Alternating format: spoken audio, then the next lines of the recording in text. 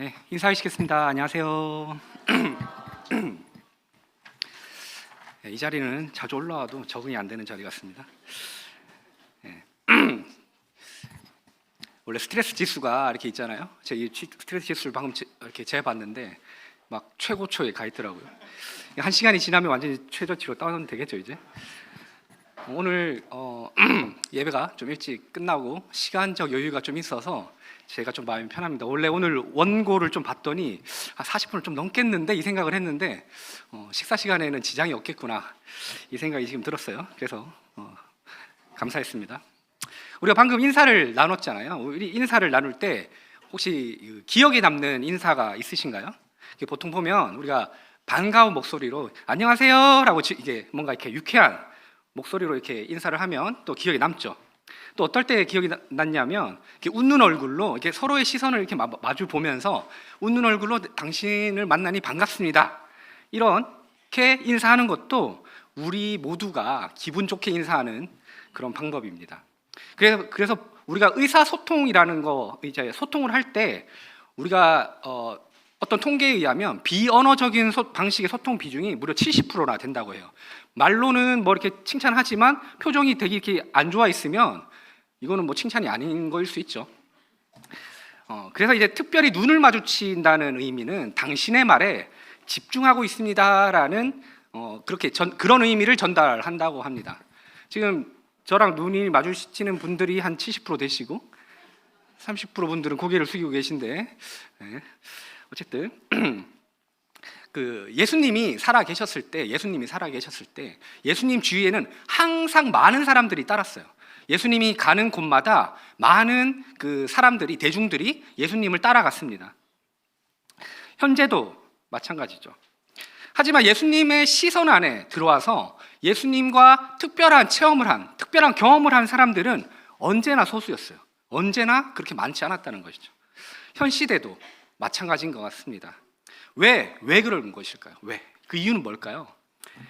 이 질문을 잠시 남겨두고 오늘 우리는 마가복음 5장 21절에서 43절 말씀을 가지고 달리다굼 하나님의 시선 안에 거하는 삶이라는 주제로 이야기를 나눠보겠습니다. 먼저 하나님의 시선이 머무는 사람은 어떤 사람에게 하나님의 시선이 머물러 있을까요?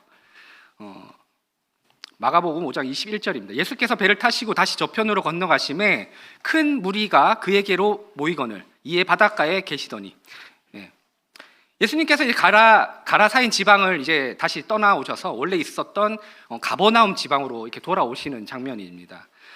돌아오시니까 그 큰 무리가 예수님에게로 모여들었던 것이죠. 예수님에 대해서 많은 소문을 들었던 그 가버나움에 있던 사람들이 어떤 기적을 행하시나 보려고 또 어떤 이득을 얻기 위해서 예수님 주위로 많이 몰려들었습니다. 그 중에서 그 많은 사람들 중에서 예수님의 특별한 시선을 받는 사람들이 오늘의 주인공들입니다. 22절에 보면요, 회당장 중 하나인 야이로라 하는 이가 와서 예수를 보고 발 아래 엎드려. 이제 당시 가버니움이라는 지역은요, 로마 군대가 주둔을 하고 있었고요, 세관이 있었던 로마 입장에서 상당히 중요했던 전략적 요충지였습니다. 그 전략적 요충지라는 것은 도시가 그 읍성이 상당한 규모를 가지고 있었다는 그런 곳이죠. 그곳에서 회당장이라고 하면 사회적, 정치적으로 엄청 큰 영향력을 그 성에 가버나움에 영향을 미치는 그런 사람 중에 한 명이었어요. 종교적으로, 사회적으로 그 당시는 회당에서 종교적인, 사회적인 어떤 일들이 일어났기 때문에 그곳의 리더, 그곳의 지도자였던 것입니다. 지금 현 시대로 따지면 큰 교회의 어떤 목회자 아니면 큰 관공서의 어떤 이사, 시의원, 그런 어떤 우리 사람들에게, 우리 청주 시민들에게 어떤 영향력을 줄 수 있는, 누구나 그 사람 이름 들어봤는데 할 수 있는 그런 위치에 있던 것을 의미하는 것이죠.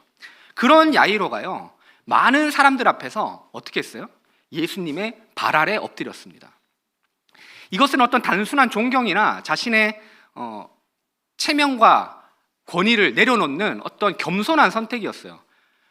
자신의 지위를 내려놓는 겸손이었습니다. 당시 대부분의 유대 지도자들은 예수님을 어떻게 생각하고 있었어요? 위협으로 생각하고 있었습니다. 문제적인 인물로, 잠재적인 우리에게 문제를 일으킬 수 있는 인물이라는 것을 그렇게 인식을 하고 있었어요. 그래서 적대적이었고 예수님을 체포하기 위해서 노력했던 그런 인물들이죠. 그런데 그 야이로의 동료들이 그런 인식을 가지고 있었던 것이죠. 그런데 그 야이로가 그 예수님의 발 아래 엎드렸다는 것입니다. 자신의 어떤 사회적 관계, 명예 이런 것들을 충분히 잃을 수 있었던 상황이었던 것이죠. 하지만 야이로는 딸을 살리고자 하는 어떤 믿음과 예수님에 대한 신뢰로 그의 앞에 이렇게 겸손하게 엎드렸습니다. 두 번째로 이제 자신의 한계를 알고 있었어요. 야이로가 그런 사회적 그런 리더의 그룹에 있었잖아요. 그럼 자기가 가지고 있는 것, 자기가 할 수 있는 것들이 얼마나 많이 있을까요? 자기가 뭔가를 누군가에게 지시를 하면 많은 종들이 그를 위해서 일을 했을 것입니다. 그런데요, 그가 할 수 없다는 것을 인정했어요. 뭐를요? 자신의 딸의 생명을 내가 가지고 있는 것을 다 버린다고 해도 자신의 딸을 자기는 살릴 수 없다는 것을 인정했습니다. 그래서 그것을 할 수 있는 분, 예수님 앞에 야이로가 몸을 숙이고 엎드렸던 것이죠. 자신의 한계를 인정하고 예수님 앞에 나왔던 것이죠. 세 번째 겸손은요, 사람들의 시선을 의식하지 않았어요. 높은 위치에 있는 사람들이라면 어때요? 사람들 앞에 이렇게 많은 사람들이 있는데 나보다 낮은 지위에 있는 누군가에게 이렇게 엎드려서 절을 한다고 해보십시오. 그게 얼마나 큰 그 창피함, 그런 자신에게 쏟아질 어떤 비난들을 감당해야 하는 일이었습니다. 쉬운 일이 아니죠. 그럼에도 불구하고 야이로는요, 그 사람들의 모든 시선들, 아까 많은 사람들이 예수님을 따르고 있다고 했었잖아요. 그 많은 사람들의 시선을 받으면서 그럼에도 불구하고 그 예수님 앞에 자신을 겸손하게 엎드렸던 것입니다. 예수님의 시선은 그 야이로를 향했어요. 그래서 예수님의 시선이 그 야이로를 향했을 때 야이로가 원하는 것을 다 알고 계셨던 것입니다. 그렇게 겸손한 사람에게 예수님의 시선은 머무는데요. 하나님께서는요, 우리 모두를 당연히 사랑하시죠. 우리 모두에 대해서 우리 자신보다 더 잘 알고 계십니다. 그럼에도 불구하고 하나님의 시선이 더 특별하게 머무는 사람들이 있어요. 우리 중에도 있습니다. 바로 겸손한 사람입니다. 이 겸손한 사람은요, 자신의 능력이나 지위나 명예가 하나님께는 하나도 중요하지 않다는 것을 아는 그런 사람이에요. 하나님은 내가 가진 그런 능력이나 지위, 명예, 부 이런 것 때문에 나를 주목하지 않으신다는 것을 아는 것이죠. 내가 하나님 앞에 주목받기 위해서는 겸손한 마음으로 나아가야 한다는 것을 아는 분입니다. 그래서 그런 겸손하신 분들은요, 하나님께서 내가 가지고 있는 그런 것들을 쓰시겠다고 하면 언제든지 하나님께 돌려드리실 수 있는, 기꺼이 하나님께 드릴 수 있는 그런 사람들입니다. 그렇게 기꺼이 돌려드렸을 때 어떨까요? 하나님께서는요, 그 사람을 주목하여 보실 것입니다. 주목하여 시선을 두실 것입니다. 두 번째, 하나님의 시선이 머무는 두 번째 사람은요, 간절히 구하는 사람이에요. 간절히. 23절, 24절입니다. 많이 간구하여 가로되 내 어린 딸이 죽게 되었사오니 오셔서 그 위에 손을 얹으사 그로 구원을 얻어 살게 하소서 하거늘 이에 그와 함께 가실새 큰 무리가 따라가며 애워싸 밀더라. 야이로는요, 예수님에게 많이 간구했어요. 많이. 성경에 나온 그가 많이 간구했다라는 표현이 있잖아요. 간절하게 바랬다는 표현입니다. 간절하게. 예수님께 자신의 소원을, 자신의 간구를 간절하게 기도하면서 나아갔던 것입니다. 무엇을 가지고 나갔어요? 자신의 어린 딸이 죽어가고 있었잖아요. 그 야이로는 기대했던 것이죠. 도저히 안 돼. 그런데 수많은 병자들을 고치신 저 예수님이라는 소문을 들었는데 저 예수님은 아마 내 사랑하는 자녀의 병을 고칠 수 있을 거야. 그렇게 생각했던 것이죠. 그렇게 믿었습니다. 그래서 야이로는 자신이 가지고 있는 모든 것들을 희생해서라도 자신의 자녀의 병을 고치기를 원했어요. 그 마음을 가지고 예수님 앞에 나아갔던 것입니다. 그렇게 간절한 마음으로 나아갔을 때 예수님께서는 어떻게 행하셨어요? 그렇게 그 모습을 야이로가 예수님에게 무릎 꿇는 그 모습을 보고 그에 대해서 다 이해하셨어요. 그에 대해서 다 알고 계셨어요. 그래서 예수님께서는 말없이 야이로를 따라 나섭니다. 말없이. 예수님의 시야에 들어왔던 그 야이로에 대해서 너무나 그 마음을 다 이해했기 때문에 말없이 이제 야이로를 따라가기로 한 거예요. 그것이 무엇을 의미하냐면요, 바로 야이로, 너의 딸을 내가 살리겠다, 고쳐주겠다, 그것을 의미하는 것입니다. 그런데 아무 말도 하지 않으셨어요. 그냥 야이로를 따라가셨던 것입니다. 그 순간에 이미 예수님께서는요, 어떤 일을 시작하셨던 것이죠. 야이로의 마음을 한번 생각해 볼까요? 야이로의 마음을 생각해 보면요, 우리가 부모라면 누구나 공감할 수 있을 것이에요. 부모잖아요, 우리가. 우리가 자녀들이 위기에 처했어요. 어떤 뭔가 알 수 없는 위기에 처해 있잖아요. 그러면 부모가 어떻게 할 수 있어요? 자기가 할 수 있는 모든 역량과 지식, 물질, 그런 것들을 모두 동원할 거예요. 그래서 우리 자녀를 살릴 수 있다면, 구할 수 있다면, 어떤 위기에 처한 그들을 구할 수 있다면 무엇이든지 다 할 겁니다. 그죠? 모두가 그렇잖아요. 그런데요, 그런데 거기에 함정이 있어요. 어떤 함정이냐면요, 그렇게 할 수 있는 그 자녀들, 내 생명보다도 중요한 그 자녀들을 위해서 그렇게 할 수 있는데, 문제는 뭐냐면요, 그 자녀가 이제는 어느 순간 하나님이 그 자녀가 하나님보다 우선되는 상황이, 이상한 상황이 생기는 거예요. 하나님보다 우리가 우선해야 될 게 있으면 될까요, 안 될까요? 안 되는 것이죠. 그런데 나의 자녀가 하나님보다 우선시 되는 거예요. 그거를 우리 세상적인 관점에서 보면요, 어떤가요? 당연한 겁니다. 하나님보다 당연히 내 자녀가 우선이지. 그런데 우리 그리스도인 입장에서는 어때요? 당연할까요? 네, 우리 이렇게 고개를 끄덕이지 이렇게 하시는데 자녀가 없으셔서 그런 걸 수 있어요. 그런데 자녀가 있어도 어떨까요? 그렇게 되면 안 된다는 것입니다. 그걸 저는 깨달았어요. 왜요? 제가 자녀를 사랑하지 않아서가 아니죠. 저도 그런 걱정이 있었어요. 와, 우리 자녀가 이렇게 미숙하고, 좀 약간 좀 불안하죠. 불안합니다. 불안해요. 그런데 그럼에도 불구하고 제가 깨달은 건 뭐였냐면요, 우리 자녀를 아무리 사랑해도 24시간 항상 우리 자녀 앞에 계속해서 뒤따라 다니면서 이 자녀들을 케어해 줄 수 있을까요? 없을까요? 돌봐줄 수 없습니다. 돌봐줄 수가 없어요. 그리고 설령 그렇게 할 수 있다고 한들 어떤 질병이 오는 것을, 우리 자녀에게 질병이 오는 것을 우리가 막을 수 있어요, 없어요? 없어요. 우리의 한계를 인정하면 그럴 수 없죠. 그러면 가장 안전한 방법은 무엇일까를 고민해 봤습니다. 생각을 해봤어요. 그래서 제가 내린 결론은요, 하나님께 우리의 자녀의 삶을 맡기는 게 정답이다. 그게 더 안전한 방법이다 라고 기억을 했습니다. 왜요?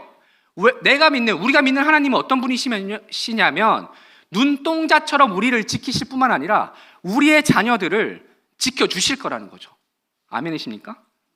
네. 우리가 해야 할 일은 무엇인가요? 그러면 우리 자녀를 위해서 간절히 하나님 앞에 기도, 구하는 것입니다. 간절히 구하는 일이 우리가 할 수 있는 최선인 것이에요. 물론 기도만 하라는 의미는 아니고 부모로서 최선을 다해야겠죠. 어쨌든 우리가 간절히 기도하는 게 필요한데요, 우리가 다시 본 이야기로 돌아와서 하나님은 간절히 구하는 사람을 주목하십니다. 히스기야 왕이라고 알고 계시죠? 그가 죽을 때가 됐는데 히스기야 왕이 정말 간절하게 하나님 앞에 기도를 했죠. 그래서 자신의 생명을 15년이나 연장을 시켰습니다. 히스기야 왕에게 역사하셨던 그 하나님께서요, 우리의 간절한 간구에도 응답하실 것입니다. 우리 삶에 혹시 오랫동안 해결되지 않는 어떤 문제들이 있을 수 있어요. 우리가 기도를 정말 열심히 했는데도 불구하고 그 기도들이 여전히 답보 상태로 남아 있을 수가 있습니다. 근데 그 기도에 대한 것이 어떻게 해결될 것이라는 것을 제가 알 수 없어요. 하나님이 아니니까 말씀드릴 수도 없습니다. 그런데 제가 강력하게 우리 성도님들에게 말씀드릴 수 있는 한 가지 사실은요, 하나님께서 그 간절한 기도를 들으셨고요, 하나님께서 특별한 시선으로 우리 성도님들에게 그 기도하시는 성도님들의 그 기도를 특별한 시선으로 계속해서 바라봐주고 계실 거다라는 것에 대해서는 확실하게 말씀드릴 수 있습니다. 세 번째 하나님의 시선에 머무는 사람, 세 번째는요, 하나님 앞으로 나아오는 사람입니다. 하나님 앞으로 나아오는 사람. 27절에 보면요, 예수의 소문을 듣고 무리 가운데 섞여 뒤로 와서 그 옷에 손을 대니, 오늘 본문에 또 다른 주인공이 한 명이 또 등장을 합니다. 바로 혈류증을 앓던 여인이죠. 그녀는요, 희망이 없는 삶을 살고 있었어요. 희망이 없는 삶. 12년 동안 병을 앓았는데 자기가 가지고 있던 모든 전 재산을 잃었어요. 그리고요, 이 혈류병이라는 것은요, 부정한 병입니다. 그래서 그 여인이 누군가를 만지면 그 사람도 부정하게 돼서 이 여인은 어디 밖에 나가지도 못했어요. 가족들에게도 이렇게 떨어져 있어야 했던 그런 병이었어요. 그는 세상에서 또 가정에서조차도 소외되는 삶을 살아야 했습니다. 그런데요, 그런 혈류병에 걸렸던 그 여인에게 어떤 소문이 들려왔어요.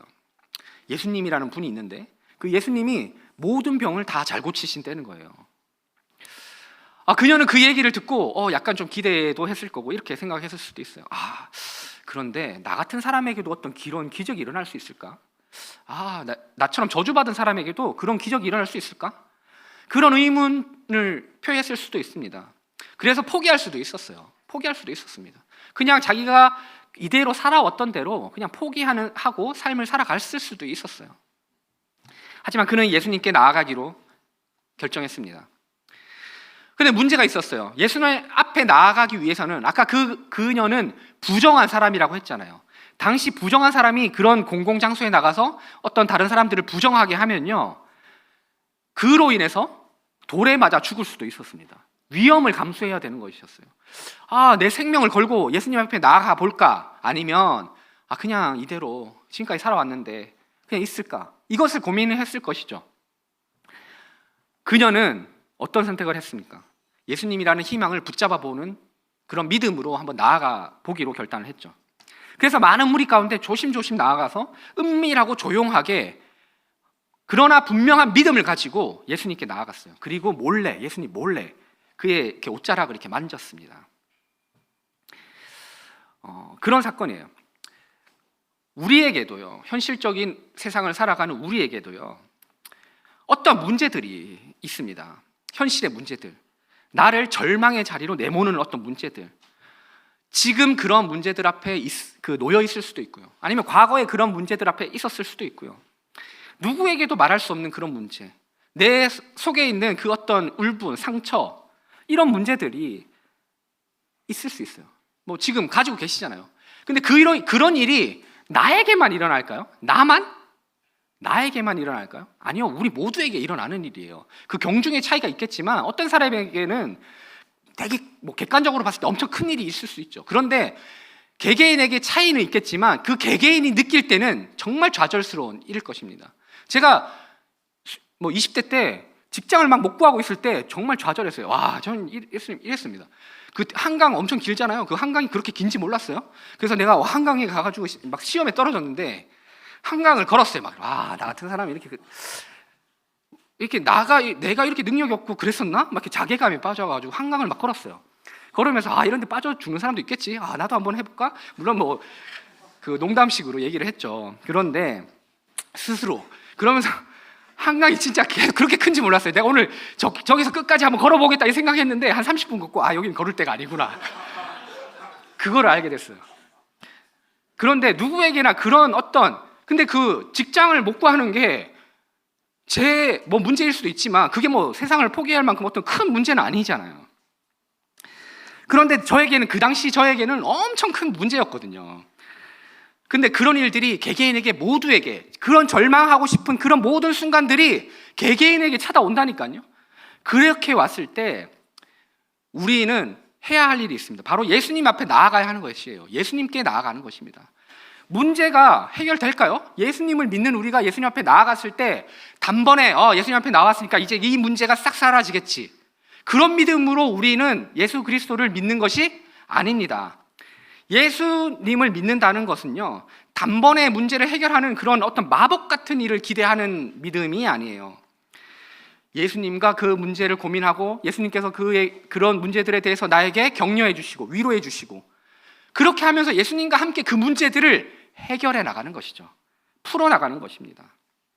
그리고 예수님께서는 그런 과정들을 통해서 우리를 가르치시고요, 또 그런 과정들을 통해서 예수님께서는 이미 그 문제를 해결할 어떤 일들을 시작하실 것입니다. 우리는 알 수 없죠.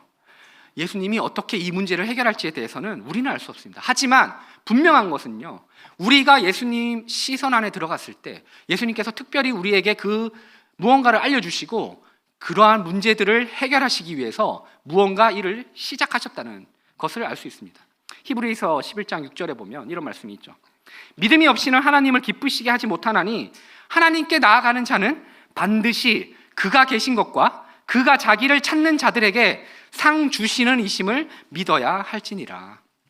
네,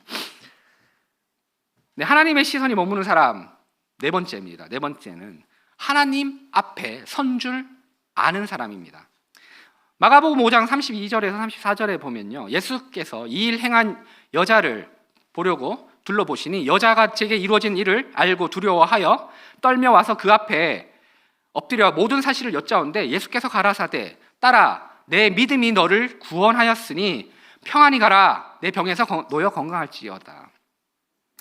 이제 혈류병 여인이 이제 예수님에게 몰래 이렇게 손을 딱 대니까 그 즉시 자신의 병이 나았다는 것을 알았어요. 즉시 알게 되었습니다. 그녀는요, 기뻤겠죠.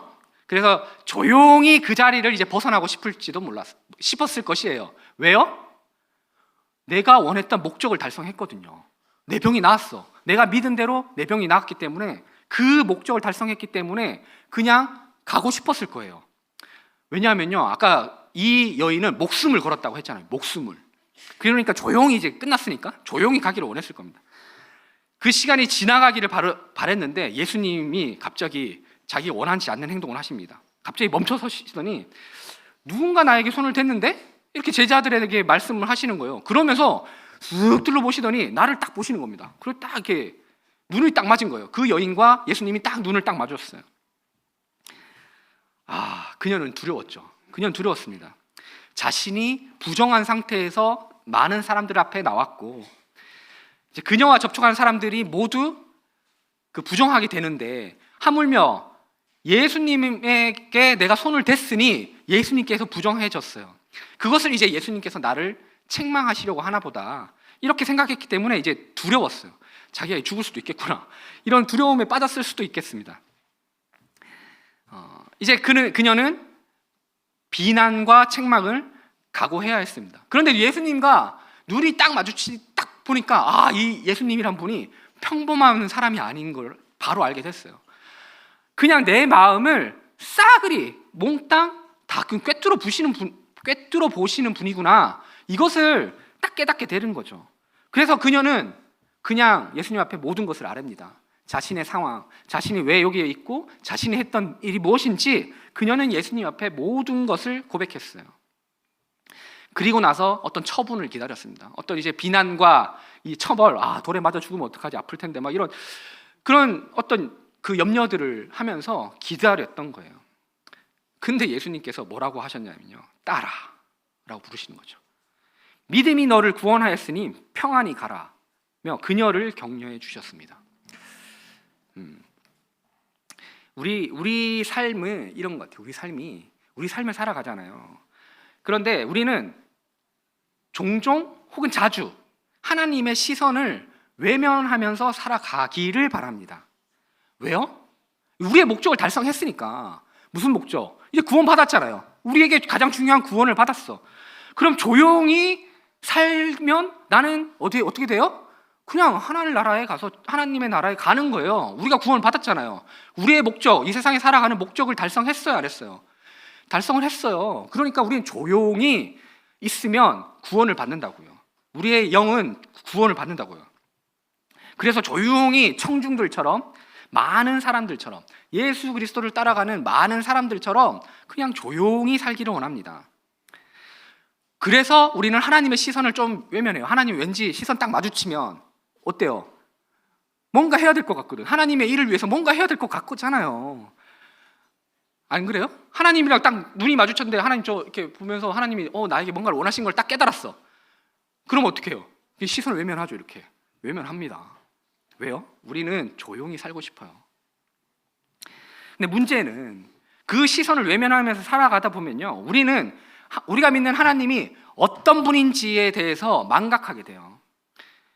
그 하나님이 우리 속을 다 꿰뚫어 보고 계시는, 우리 삶을 관통하고 계신 분이시라는 것을 망각하면서 살아가게 된다는 것이죠. 그 하나님의 시선을 외면하면요, 어떻게 살아가는 줄 아세요? 내 생각이 하나님의 생각보다 우선하는 삶을 살게 되는 것입니다. 믿지 않는 사람들이 그렇게 살잖아요. 그리스도를 모르는 사람들이 그렇게 살아갑니다. 그런데 믿는다고 말하는 우리들의 삶도 그런 삶을 살아가게 되는 것이에요. 하나님께서 그러한 우리를 향해서 조용히 쳐다보고 계십니다. 조용히 쳐다보시는데 자꾸 이렇게 눈을 피해요. 지금도 졸고 계신 분들은 제 눈을 피하고 계시잖아요. 이렇게 그렇게 피하신다고요. 피한다는 건 어떤 의미인가요? 저는 하나님의 주목을 받는 것을 원하지 않습니다. 그 의미가 되는 것이에요. 우리의 주인 되신 하나님은요, 우리들이 말 못할 뭔가 있잖아요. 내 사랑하는 아내에게조차, 아니면 가족에게조차 말 못할 뭔가 있어요. 있을 수 있잖아요. 그런데 그러한 것까지 우리 하나님은 이해하고 계신다니까요.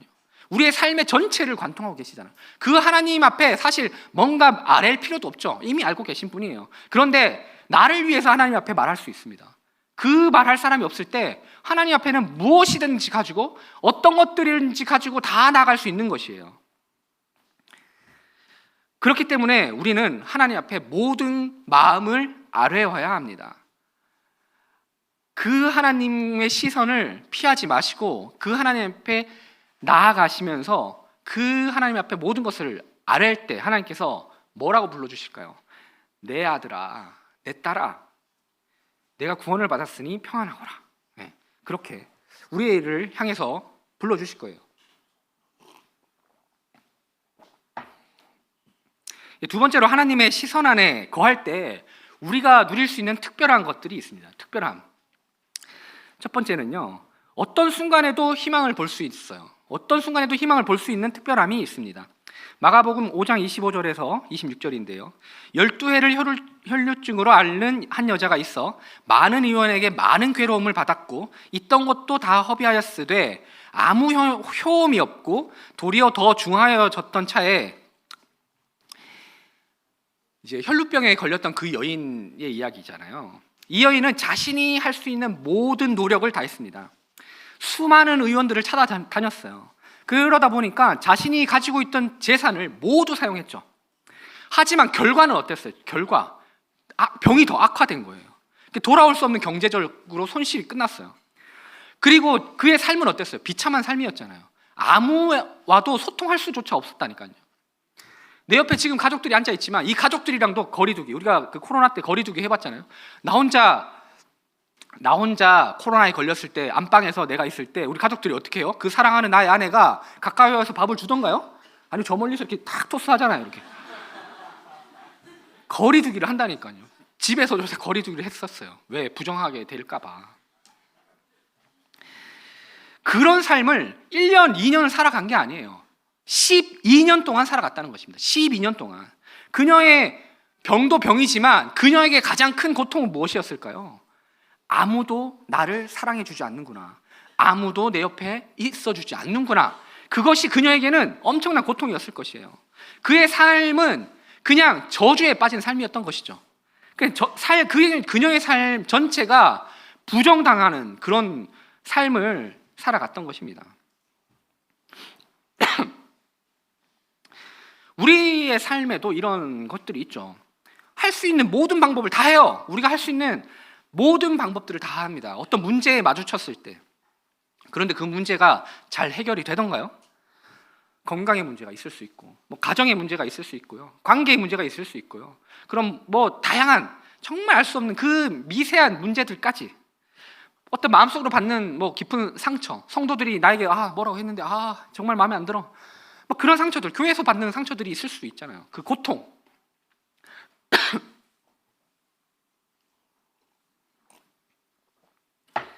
이제는 끝이다. 더 이상 방법이 없다. 그런 그 고통의 순간, 마지막 순간에 우리는 어떤 걸 발견할 수 있습니다. 마지막 남은 희망, 마지막 내가 사용할 수 있는 히든 카드, 예수 그리스도입니다. 예수 그리스도를 발견할 수 있는 거예요. 놀랍게도 그 마지막 남은 희망이요, 그 해결 안 되는 그 문제를 해결하는 시작점이 되는 것입니다. 문제가 어떻게 해결될지는 제가 계속 누누이 말씀드리지만 저는 몰라요. 모릅니다. 그런데 하나님께서 우리에게 뭐라고 말씀해 주셨냐면요, 고린도전서 10장 13절입니다. 사람이 감당할 시험 밖에는 너희가 당한 것이 없나니 오직 하나님은 미쁘사 너희가 감당하지 못할 시험 당함을 허락하지 아니하시고 시험 당할 즈음에 또한 피할 길을 내사 너희로 능히 감당하게 하시느니라. 하나님 이렇게 하신대요. 거기에 제가 덧붙일 말은 없습니다. 하나님께서 이렇게 하실 것입니다. 이것을 우리는 누릴 수 있다고요. 왜? 이 말씀을 믿는 믿음으로 나아가시면 그 모든 문제 앞에서요, 이 말씀을 대입해서 보세요. 그냥 그러면요 어떻게 될지 모릅니다. 저는 알 수 없어요. 그러나 하나님께서는 아십니다. 우리가 누리는 가장 특별함이죠. 그리고 하나님의 시선 가운데 있는 우리가 이 말씀을 신뢰할 때 하나님께서 이 말씀을 우리 삶 가운데 이루실 것입니다. 그리고 두 번째 특별함이 있어요. 우리의 믿음대로 이루어지는 특별함이 있습니다. 하나님의 시선 안에 있을 때 우리는 우리의 믿음대로 이루어지는 어떤 일들을 마주할 수 있습니다. 28절에서 30절인데요. 이는 내가 그의 옷에만 손을 대어도 구원을 얻으리라 하밀러라. 이에 그의 혈류 근원이 곧 마름에 병이 나은 줄을 몸에 깨달으니라. 예수께서 그 능력이 자기에게서 나간 줄을 곧 스스로 아시고 무리 가운데서 돌이켜 말씀하시되 누가 내 옷에 손을 대었느냐 하시니, 혈류병에 걸렸던 여인이 가졌던 것은요, 단순한 어떤 용기, 믿음, 그런 내가 병 고침이 아니었어요. 뭐라고 믿었냐면요, 내가 그의 옷에만 손을 대어도 구원을 얻으리라 였습니다. 병이 나을 거야, 이런 믿음은 당연히 있었고 그의 삶이 구원을 얻으리라 라는 믿음이 있었던 것이에요. 물론 이런 거는 좀 비상식적이긴 하죠. 현 시대에 이렇게 주장하면 막 댓글이 막 비난적인 글이 달릴 거예요. 뭐라고 해요? 예수님의 옷에 손만 대면 모든 병이 나을 거야, 이런 믿음. 예수님을 모르는, 믿지 않는 사람들이 이 얘기를 들으면 그러니까 내가 기독교인을 안 믿는 거야, 이렇게 할 수도 있고. 어쨌든 그런 비현실적인 믿음이라고 생각할 겁니다. 허황된 이야기일 수도 있죠. 당연히 우리 그리스도인들은요, 상식을 따르는 사람들이 맞습니다. 그럼에도 불구하고요, 우리가 믿어야 할 것은, 우리가 잊지 말아야 할 것은요, 우리가 믿는 하나님께서는요, 우리의 상식을 당연히 뛰어넘을 수 있는 분이라는 겁니다. 그 여인이 기대했던 믿음은요, 단순히 병을 낫는 어떤 능력을 구한 것이 아니었어요. 그녀의 삶이 구원을 얻으리라는 믿음이었습니다. 예수님께서 어떻게 하셨어요? 그녀의 믿음을 하나도 놓치지 않으셨어요. 예수님께서 그 혈루증을 앓는 그 여인의 병을 고치셨을 뿐만 아니라 그녀를 위로하시고요, 그녀를 격려하셨 것으로 그녀가 이제 그녀의 그 압박했던 그 모든 사회적인 고립과 그런 상처들로부터 회복할 수 있다라고 선언해 주셨다는 것이죠.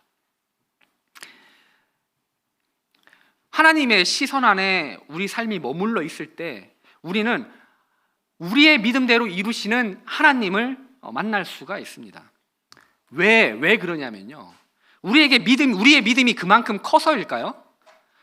성경에 의하면요, 우리에게는요, 어떤 믿음의 크기가 있으면 돼요? 겨자씨만한 믿음이 있으면 어때요? 저 산을 옮겨서 이렇게 간다고 하잖아요. 겨자씨가 얼마나인지 아세요? 진짜 막 눈꽃만한 거예요. 우리에게 믿음이 하나님께서 제한받는 것이 무엇이냐면요, 우리의 그 겨자씨만한 믿음이 없는 것이잖아요. 그거에 제한받는 것이지 하나님이 무엇이든 어떤 일이든 하실 수 있다는 것, 그런 하나님의 능력에 제한받는 분은 아니라는 것입니다. 우리는 그 사실을 믿고 있잖아요. 다만 우리에게 이 겨자씨만한 믿음이 없는 것이에요. 지금 우리에게, 교회에게 그러한 믿음이 필요할 때입니다.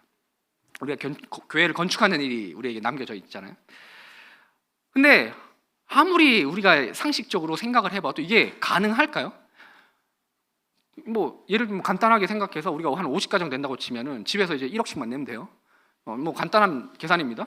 200명이 되니까 그러면 얼마씩 한 5천, 한 500, 5천, 한 500만 원씩, 1인당 500만 원씩만 내면은 뭐 어떻게 될 수도 있을 것 같긴 해요.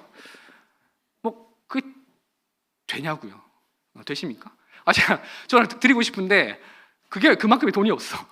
그게 문제인 거잖아요. 그런데요, 하나님께서 그것을 원하시는 게 아니라요, 제가 우리 사랑하는 성도님들에게 말씀드리고 싶은 거는 뭐냐면요, 우리 모두가 하나님의 시선 안에 머물러 있는 삶을 살아냈으면 좋겠다는 것입니다. 하나님의 시선 안에 머물기 위해서 아까 그 말씀드린 4가지의 그런 일들을 우리가 계속해서 행하면요, 하나님께서 어떻게 이 일을 이루어 나가실지 우리는 알 수 없어요. 하나님이 어떻게 일하실지 우리는 알 수 없습니다. 상식을 뛰어넘으시는 분이기 때문에 우리가 기대했던 모든 방법을 뒤엎으셔서 이 일은 하나님께서 하셨구나 라고 우리가 고백할 수 있는, 찬양할 수 있는 일들을 만들어내실 거라고요.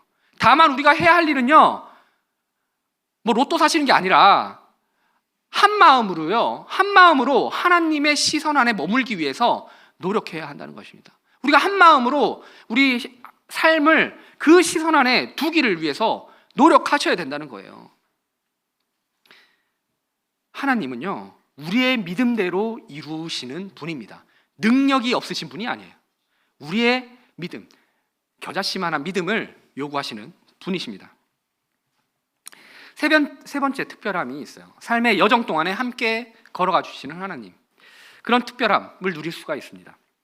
마가복음 5장 35절에서 36절인데요, 아직 말씀하실 때 회당장의 집에서 사람들이 와서 가로되 당신의 딸이 죽었나이다, 어찌하여 선생을 더 괴롭게 하나이까? 예수께서 그 하는 말을 곁에서 들으시고 회당장에 이르시되 두려워 말고 믿기만 하라 하시고, 이제 예수님이 이제 혈류병 여인과 잠깐 이렇게 막 이렇게 소통하는 그 순간에 또 다른 주인공 야이로에게 정말 그 원하지 않는 가장 두려운 소식이 전해집니다. 누군가가 막 달려왔어요. 그러더니 야이로에게 얘기합니다. 당신의 딸이 죽었습니다. 이제 더 이상 이 선생님을 괴롭게 하지 마시고 그냥 같이 가서 장례나 빨리 치르십시다. 그 가족들과 함께 우리가 그런 장례 절차를 해야 하지 않겠습니까? 그 얘기를 들었을 그 야이로의 마음은 어땠을까요? 그냥 마음이 무너져 내렸겠죠. 내가 그 순간에 내가 왜 이 예수님을 찾아왔지? 그냥 내 딸의 임종을 그냥 같이 맞이했으면 더 좋았을 텐데, 이런 생각을 했을 수도 있어요. 그리고 또 이제 겨우 내 사랑하는 자녀를 살릴 희망이 생겼는데, 그래서 그 예수님을 만나서 이제 나의 딸을 살리기 위해 그 예수님과 함께 같이 가고 있는 그 순간에 왜 갑자기 이 딸아이는 기다려주지 않았을까? 정말 절망적인 순간이었을 것입니다. 마음이 정말 무너져 내렸을 것이에요. 그 순간 그 이야기를 듣고 있고 그 모습을 바라보는 예수님이 어떻게 하셨어요? 뭔가 하지 않았는데, 그 야이로가 뭔가 하지 않았는데요, 이렇게 얘기하시는 거죠. 두려워 말고 믿기만 해. 두려워 말고 믿기만 해. 그 단순한 위로의 말이 아니었습니다. 야이로에게 그 두려움, 네가 가지고 있는 그 두려움에서 돌아서 나를 믿어. 나를 믿으라고, 그 두려움에 빠지지 말고 나를 믿어 라고 강력하게 요구하시는 거예요. 야이로는 또 선택해야 했죠. 야이로는 또 선택해야 했습니다. 상식적으로 생각했을 때 그 사람이 와서 이미 사망한 거를 확인하고 왔을 거 아니에요. 사망한 걸 확인하고 왔을 건데, 근데 내가 이 사람을, 내가 엎드렸던 그 예수 그리스도에게 어떤 기대를 해야 할 필요가 있을까? 이 사람이 더 피해를 주는 건 아닐까? 이렇게 생각했을 수도 있을 것입니다. 현실적인 이유로 포기할까 말까를 고민했었는데, 예수님이 그 얘기를 하셨을 때 용기를 얻었을 거예요. 두려워 말고 믿기만 해. 좋아요, 예수님. 저는 예수님을 믿어볼게요. 예수님이 제가 나섰을 때 그 믿음으로 예수님의 말씀을 신뢰해서 예수님과 함께 가겠습니다. 그런 결정을 했죠. 우리가 이제 신앙생활을 이렇게 신앙 여정이라고 하죠. 우리가 신앙생활을 계속해서 1년, 2년, 3년, 10년 이렇게 계속 해나갑니다. 우리가 죽을 때까지 예수 그리스도께서 다시 오실 때까지 그런 신앙 여정을 해나갈 거예요. 해나가다 보면 어떤 좌절이나 아무것도 할 수 없을 만큼 그런 마음에 무너지는 어떤 일을 경험하실 겁니다. 그때 계속 넘어져 있기를 원하실까요? 아니죠. 우리는요, 실패하고 넘어져 있을 수 있어요. 낙담하실 수도 있습니다. 그게 잘못된 게 아니라 그러실 수 있죠. 다 그럴 수 있어요. 저도 그럴 수 있고 모두가 그럴 수 있습니다. 그런데 거기에 머물러 있으면 안 되는 거예요. 거기에 머무르지 마시고요, 예수님께서, 하나님께서 나에게 어떤 위로를 주시는지 찾아보셔야 합니다. 말씀으로 하나님께서 분명히 나를 위로하실 거거든요. 나에게 다가오실 것이라는 거죠. 왜냐? 우리가 그런 특별함을 누릴 수 있는 사람이기 때문에. 그리스도인들은 그런 특별함을 누릴 수가 있어요. 한번 생각을 해보세요. 우리가 어릴 때 아주 낯선 곳에, 아무도 한 번도 가본 적 없는 곳에, 우리가 아기 때 우리 자녀에게 제가 실명을 거론하지 않겠습니다. 우리 자녀에게 누구야 저기 갔다 올래? 너 혼자 저기 갈 수 있어? 교회에서 집에 너 걸어갈 수 있잖아, 가 하면은 우리 자녀가 갈까요, 안 갈까요? 그냥 대꾸도 안 하고 이렇게 멀뚱히 쳐다보고 아빠 무슨 말 하는 거야? 막 그러겠죠. 그런데요, 언제 갈 수 있어요? 언제 갈 수 있냐면요, 아빠랑 같이 가자 하면은 어때요? 그냥 가죠. 거기 어딘지도 몰라요. 한 번도 가본 적이 없어도 상관없어요. 아빠랑 부모랑 함께 하면요, 그냥 가는 거죠. 그냥 갑니다. 똑같은 거예요. 우리의 삶이 두렵습니다. 두려운 게 너무 많아요. 사단은요, 얼마나 영악한지 우리의 삶을, 우리의 약점을 정확하고 강력하게 요구할 겁니다. 이렇게 막 뚫고 들어올 거예요. 왜냐하면 우리의 연약을 너무나 잘 알고 있기 때문에, 우리가 어떤 부분에 연약한지를 가장 잘 알고 있기 때문에 우리의 연약을 두드릴 거예요. 두렵습니다. 그 두려움에 빠져 있을 때 두려워 말고 믿기만 하라, 예수님께서 우리를 격려하실 것입니다. 그리고 그렇게 말만 하시는 분이 아니잖아요. 예수님께서 성령님을 통해서 우리의 삶에 항상 함께 하시겠다고 하셨잖아요. 그 하나님과 우리가 항상 쉬지 않고 함께 우리 삶의 여정을 해나가는 특별함을 우리는 누릴 수 있는 것이죠.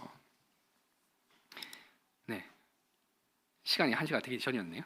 결론을 생각해 보겠습니다. 결론, 마가복음 5장 38절에 42절인데요 회당장의 집에 가서 함께 가사 허남과 사람들의 울며 심히 통곡함을 보시고 들어가사 저희에게 이르시되 너희가 어찌하여 허나하며 우느냐, 이 아이가 죽은 것이 아니라 잔다 하시니 저희가 비웃더라. 예수께서 저희를 다 내어 보내신 후에 아이의 부모와 또 자기와 함께한 자들을 데리시고 아이 있는 곳에 들어가사 그 아이의 손을 잡고 가라사대 달리다굼 하시니 번역하면 곧 소녀야 내가 내게 말하노니 일어나라 하심이라. 소녀가 곧 일어나서 걸으니 나이 12살이라 사람들이 곧 크게 놀라거늘.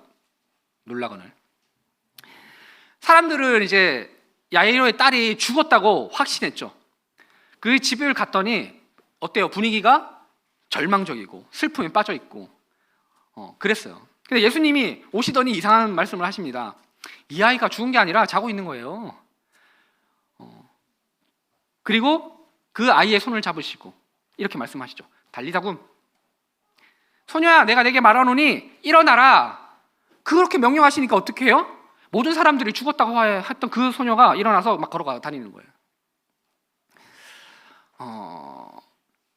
처음에 제가 우리 성도님들에게 드렸던 질문이 있습니다. 뭔가요? 예수님 주변에는 항상 많은 사람들이 있었는데 그 특별한 경험을 하는 사람들은 왜 소수일까요? 왜 별로 없을까요? 왜 별로 없을까요? 저는 이런 생각을 했습니다. 제가 지금까지 열변을 통하면서 우리 성도님들에게 제가 말씀을 전해드렸습니다. 어떤 생각을 하셨어요? 네? 뭔가 앞으로 나도 이 야이로나 혈류병에 걸린 전 여인처럼 하나님의 특별한 경험을 살아가는 그런 사람이 되어야겠다, 이렇게 생각하셨어요? 아멘이 별로 안 나오는 거 보니까 대다수는 저와 같이 생각을 하셨을 것 같아요. 뭐 어떻게? 저는 이 말씀을 준비하면서요, 그런데 나 심각한 문제가 있다. 내가 이렇게 말씀을 전하는데 나는 이렇게 살기를 원하나? 이 생각이 들었어요. 이 생각이 들었던 겁니다. 왜요?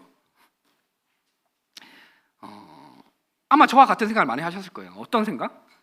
그냥 말씀 들으니까 그냥 그런가 보다. 그냥 어떤 사람, 특별한 사람들이 있겠지. 특별한 몇 명은 저렇게 살아내겠지. 그런 생각을 하셨을 거예요, 그죠? 그런데 우리 대다수는 어떤 사람이에요? 특별한 사람이에요? 특별한 사람이 아니죠. 평범한 사람인 거예요. 평범한 우리들은요, 하나님의 시선 안에 특별한 삶을 살아가는 것을 원하시나요? 원해요, 안 해요? 네. 원하시나요? 네. 아멘? 네. 소리가 적죠? 아니요, 안 원하지 않아요. 어떻게 살기를 원해요?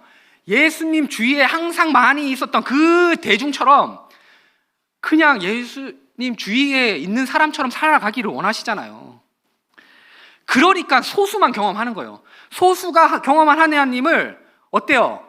간접으로 경험하기를 원합니다. 어떤 선교사님 오셔가지고 막 하나님의 살아계심에 대해서 막 이렇게 막 하면은 우리는 어때요? 감동해가지고 저 선교사님을 위해서 기도해야지. 내가 가지고 있는 헌금을 좀 더 드려야지.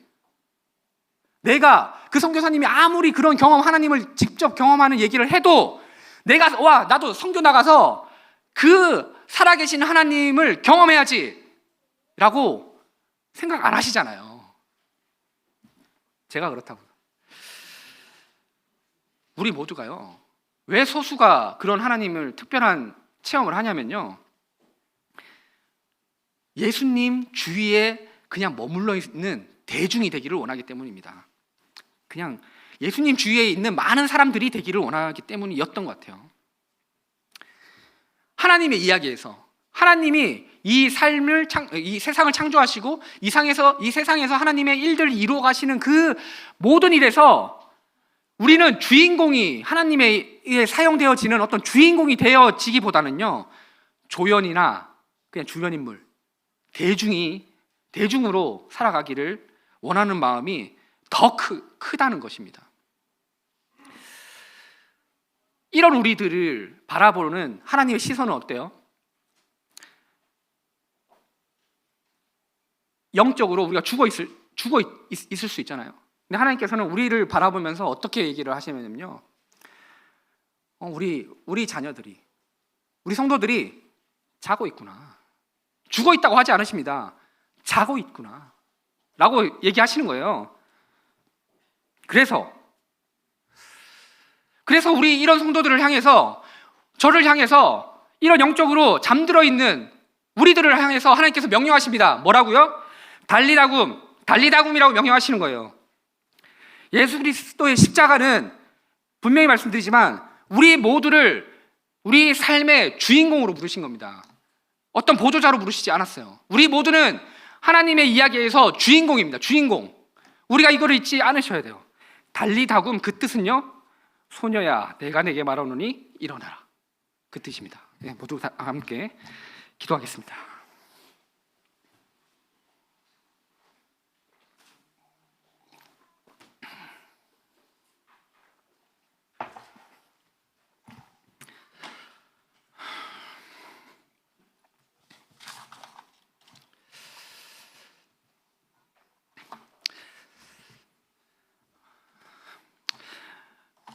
네, 살아계신 아버지 하나님 감사를 드립니다. 하나님의 시선 안에 거하는 삶을 살아간다는 것이 참 저희들에게는 이론적인 생각처럼 들려졌습니다. 누군가가 하겠지라는 마음이 가장 컸습니다. 제가 아니라 다른 사람이 하면 너무나 고마운 일이었고 감사한 일이었습니다. 하지만 이제 하나님께서 우리를 직접적인 주인공으로 부르셨다는 것을 알게 되었습니다. 저희들이 해야 할 일이 무엇인지 저희들이 스스로 깨달아 알기를 원합니다. 하나님께서 우리를 부르셨을 때 우리가 주인공으로서 하나님의 일들에 참여하는 그런 성도님들이 될 수 있도록 아버지 하나님께서 도와주시기를 원합니다. 저희들의 마음이 무너질 때 특별한 위로를 주시고 저희들이 하나님을 경험하는 그 삶의 경험이 다른 이들을 또 위로할 수 있는 그런 경험으로 남아지는 또 그리스도인들의 삶이 되어지기를 원합니다. 계속해서 우리 성도님들을 사랑해 주시고 그 사랑으로 우리 아버지 하나님의 사랑으로 성도님들이 힘을 내서 우리 아버지 하나님께서 원하시는 그 주인공 된 삶을 살아갈 수 있도록 도와주시기를 원합니다. 영적으로 죽어 있는 것이 아니라, 영적으로 잠들어 있는 것이 아니라 참 저희들의 삶이 살아있는, 살아서 일어나 걷는 그런 삶을 살아낼 수 있도록 아버지 하나님께서 도우시고 함께하여 주시기를 간절히 기도를 드립니다. 말씀하여 주시고 또 함께 또 저희들 말씀 가운데 함께해 주셔서 감사를 드리며 이 모든 것을 우리 주 예수 그리스도의 이름으로 기도드렸습니다. 네, 감사합니다.